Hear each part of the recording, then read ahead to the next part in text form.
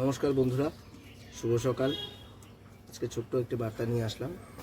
বার্তাটা হলো যে 2002 আর 2003-এর মধ্যে যেসব ভোটারদের বাবা মার ভোটার লিস্টে নাম আছে তাদের অত চিন্তার কোনো কারণ নেই, নর্মাল কিছু দেখালেই হয়ে যাবে। কিন্তু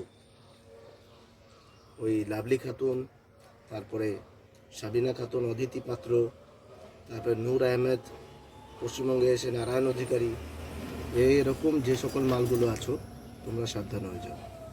তারপরে যেসব বাংলাদেশি মুসলিমরা পশ্চিমবঙ্গে ঢুকে শাশুড়িকে মা বানিয়েছো, বাবা বানিয়েছো, ভোটার কার্ড বানিয়ে সুবিধা নিচ্ছ, আর বিশেষ করে ভাবছো যে আমাদের খালা আছে বাঁচিয়ে নেবে, খুব বড় ভুল করছো। সময় আছে, লোটা কম্বল গোটাও, কাটা তারে নিতে যেভাবে এসেছিলে সেভাবেই চলে যাও। কারণ তোমাদের কপালে অশেষ দুঃখ আছে। স্বরাষ্ট্রমন্ত্রী অমিত শাহ বলে দিয়েছে মাটির তল থেকেও খুঁজে বার করবো। বুঝতে পেরেছো যে তোমাদের ঘাড়ে কী বিপদ ঝুলছে?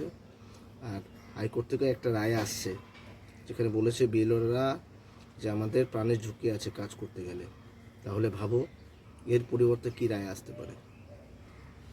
আমি এখনও বলছি প্রত্যেক কটা বাংলাদেশি মুসলিমদেরকে যারা ইনলিগালভাবে ভারতে বসবাস করছো, ভোটার কার্ড, আধার কার্ড, পাসপোর্ট সমস্ত কিছু বানিয়ে নিয়েছো, বাংলাদেশ যাতায়াত করছো, ফেসবুক হোয়াটসঅ্যাপের মাধ্যমে বাংলাদেশে যোগাযোগ করছো, বাচ্চা আমাদের কিচ্ছু হবে না, আমাদের কোনো ডেটা কেন্দ্র সরকারের কাছে নেই, আমরা অনায়াসে দিব্যি কথা বলছি, কি হবে আমাদের, কে কী ছিঁড়ে নেবে?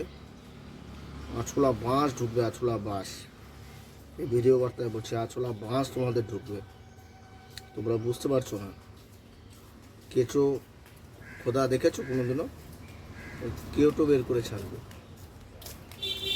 এখনও সময় আছে, যে যে দিক দিয়ে এসেছিলে বা আইনের হাতে নিজেকে ধরা দাও যে আমরা ইনলিগাল, আমরা এত বছর ধরে ভারতবর্ষে আছি, আমরা আমাদের দেশে ফিরতে চাই। নিজের থেকে ধরা দাও, সময় এখনও আছে।